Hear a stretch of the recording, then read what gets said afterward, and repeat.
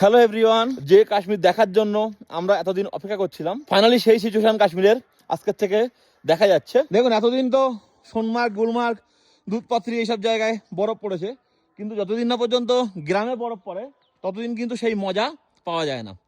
আর কালকে রাত্রে আমাদের এখানে স্নোফল শুরু হয়েছে, চারিদিকে দেখুন পুরো স্নোতে ভরে গেছে, কি দুর্দান্ত।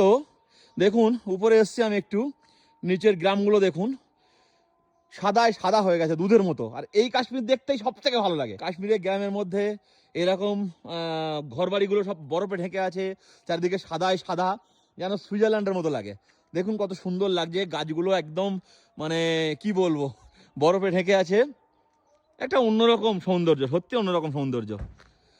তো বেরাচ্ছিলাম না, ঈশানি রিকোয়েস্টে বেরালাম, ভাবলাম যে বেরাবো না, রোদ তো বেরাচ্ছেই না, খুবই সামান্য একটু একটু বেরাচ্ছে ব্যাস। তো ঈশানি খুব জোর জবরদস্তি করলো যে না চলো একটু ঘুরে আসি, সেজন্য আমি আর ঈশানি একটু বেরালাম। ওই গ্রামের উপরের রাস্তার দিকে এসছি, তো উপরের রাস্তার দিকে কি সিচুয়েশন একটু দেখুন। এই দেখুন,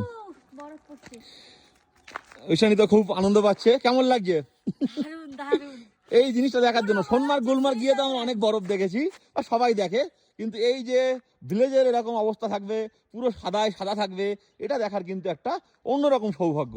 আর দেখতে দুর্দান্ত লাগে, দুর্দান্ত, যেটা গত বছর হয়নি। গত বছরে কিন্তু সেরকম বরফ পড়েনি, আর গত বছর আমরা কলকাতায় গিয়েছিলাম, বাট এবার আমরা এখানে আছি, তো এটা আমরা ফিল করব আর ভিডিও করে আপনাদের সঙ্গে শেয়ার করব। কি দুর্দান্ত দেখুন চারপাশটা, মানে মুখে বলে বোঝানো সম্ভব নয় সব, জাস্ট নিজের চোখে দেখুন। আসুন কাশ্মীর, ঘুরুন, কন্ট্যাক্ট করুন, যত কম খরচে যত সুন্দরভাবে আমি কাশ্মীর ট্যুর আপনাদের অ্যারেঞ্জ করে দেবো, অন্য কেউ কিন্তু পারবে না। তো সেই জন্য বলছি, কন্ট্যাক্ট নাম্বার দেখুন আসছে, যোগাযোগ করুন, আসুন কাশ্মীর, ঘুরুন আর ভূস্বর্গকে উপভোগ করুন।